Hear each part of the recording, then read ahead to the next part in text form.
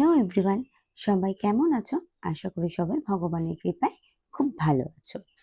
অক্ষয় তৃতীয়ার শুভক্ষণে আমি দিনটা শুরু করলাম আজ রাধারানীকে দিয়ে। বার্সেনা থেকে মোমো রানী ছোট্ট রাধারানীকে নিয়ে এসেছিল তার সাথে করে। আহ রাধারানীকে নিয়ে আসবে এমন ক্ষমতা কি হয় কারণ?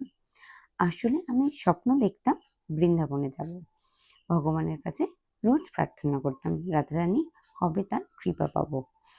তো আমার সেই স্বপ্ন সফল হয়েছে মোমোরানির দরুন।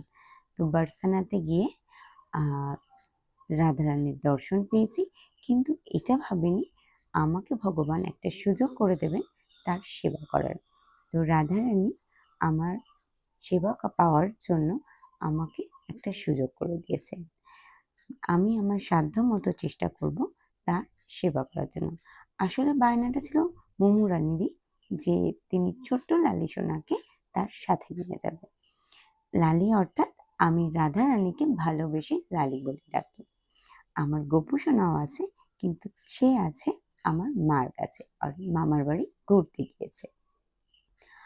আর শুভ অক্ষয় তৃতীয়ার শুভক্ষণে আমি লালি সোনাকে আজ থেকেই তার সেবা করা শুরু করলাম।